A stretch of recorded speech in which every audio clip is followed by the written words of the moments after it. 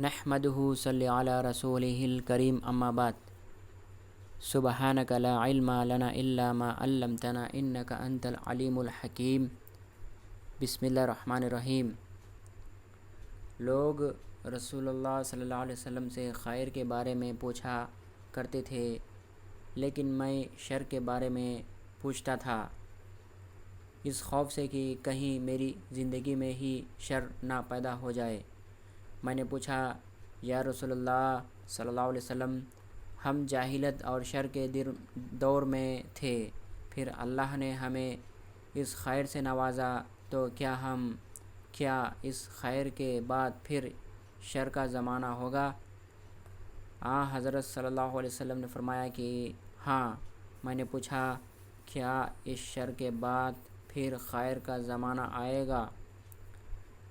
حضرت صلی اللہ علیہ وسلم نے فرمایا کہ ہاں، لیکن اس خیر میں کمزوری ہوگی۔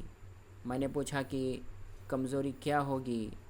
فرمایا کہ کچھ لوگ ہوں گے جو میرے طریقے کے خلاف چلیں گے، ان کی بعض باتیں اچھی ہوں گی، لیکن بعض میں تم برائی دیکھو گے۔ میں نے پوچھا، کیا پھر دور خیر کے بعد دور شر آئے گا؟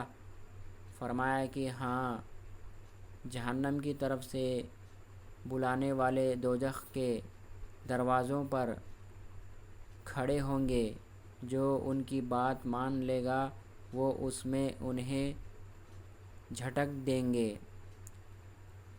میں نے کہا، یا رسول اللہ، ان کی کچھ صفت بیان کیجیے۔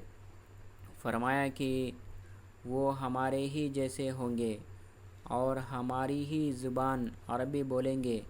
میں نے پوچھا، پھر اگر میں نے وہ زمانہ پایا تو آپ مجھے ان کے بارے میں کیا حکم دیتے ہیں؟ فرمایا کہ مسلمانوں کی جماعت اور ان کے امام کے ساتھ رہنا۔